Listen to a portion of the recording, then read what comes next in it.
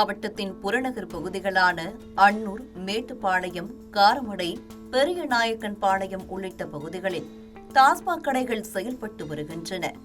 இந்த ஊரக பகுதிகளுக்கு உட்பட்ட கிராமங்களில் டாஸ்மாக் கடைகள் இல்லாததால் அந்த கிராமங்களை குறிவைத்து தற்போது தனியார் மதுபான பார்கள் தொடங்கப்பட்டு வருவதாக குற்றச்சாட்டு எழுந்துள்ளது.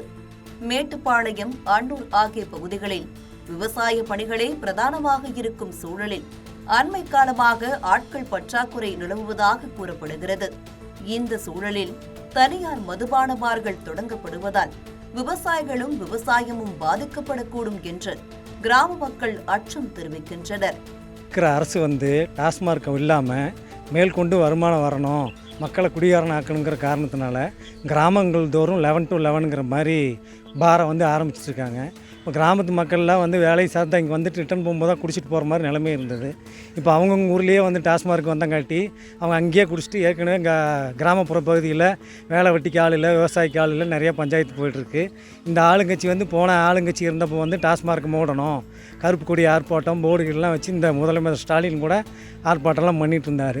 ஆனால் இப்போ பார்த்திங்கன்னா டாஸ்மாக் இன்னும் கூட மேற்கொண்டு வருமானம் வகையில் கிராமப்புற பகுதியில் 11 to 11 இது வைக்கிறாங்க.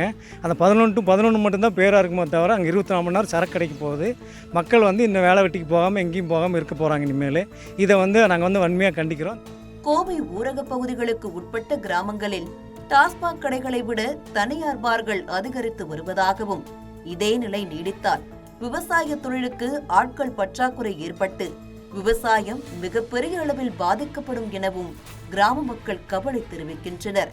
தமிழகத்தில் விவசாய தோட்டங்களில் வசிக்கும் மக்களை குறிவைத்து கொலை, கொள்ளை உள்ளிட்ட குற்ற சம்பவங்கள் அரங்கேறி வரும் நிலையில் தனியார் மதுபான பார்கள் அதிகரிப்பது குற்ற செயல்கள் அதிகரிக்க மேலும் வித்திடும் என்றும் கிராம மக்கள் அஞ்சுகின்றனர். கிராமப்புறத்தில் டாஸ்மார்க் வரும்போது மக்கள் அதிகமாக பாதிக்கப்படுவாங்க. ரெண்டாவது பெண் குழந்தைகள் ஜாஸ்தியாக பாதிக்கப்படுவாங்க.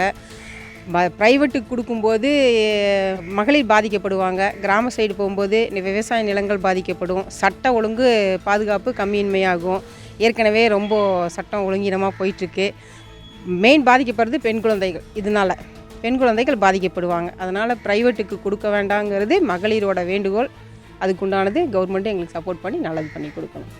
மதுபான பார்களால் அடிக்கடி விபத்துகளும் நேரிடுவதால் கிராமங்களில் மதுபான பார்களுக்கு அரசு அனுமதி அளிக்கக்கூடாது என்பதே கிராம மக்களின் கோரிக்கையாக உள்ளது.